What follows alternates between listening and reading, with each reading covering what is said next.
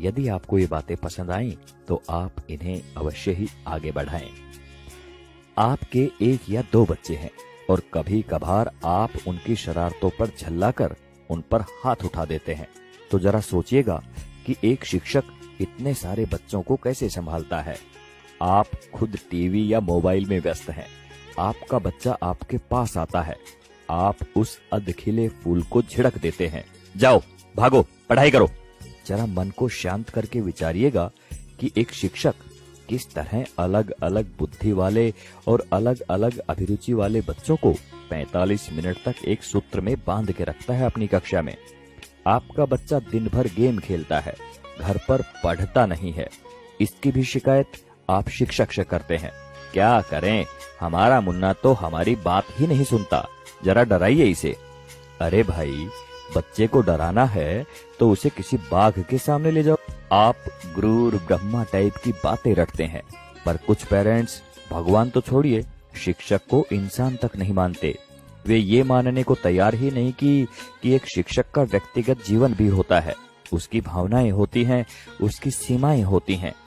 अन्य विभागों के कर्मचारियों की तरह शिक्षक सिर्फ एक वेतनभोगी ही नहीं होता, इसमें सिर्फ सेवा का आदान प्रदान ही नहीं होता, बल्कि छात्र शिक्षक के बीच तमाम मानवीय मूल्यों का भी आदान प्रदान होता है। आप अपने छोटे मोटे काम कराने के लिए सरकारी कर्मचारियों के आगे हाथ जोड़ते हैं, पैर पकड़ते हैं, लेकिन शिक्षक जो कि आपकी संतान को शिक्षा दे रहा है, उसकी एक गलती आपसे बर्दाश्त नहीं होती।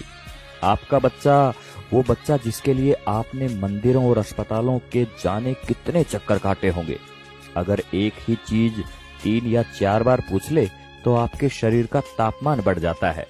अब जरा सोचिए कि एक शिक्षक किस धैर्य के साथ बताता है कि 3 जमा 1 और 1 जमा 3 दोनों बराबर होते हैं, भले ही ये एक दूसरे के विपरीत नजर आते हैं। अगर वास्तव में बात समझ में आ गई हो तो आपसे हाथ जोड़कर विनती है कि आप हर शिक्षक को भगवान ना सही, कम से कम इंसान समझकर उतना सम्मान अवश्य दें जो कि एक इंसान को मिलना चाहिए।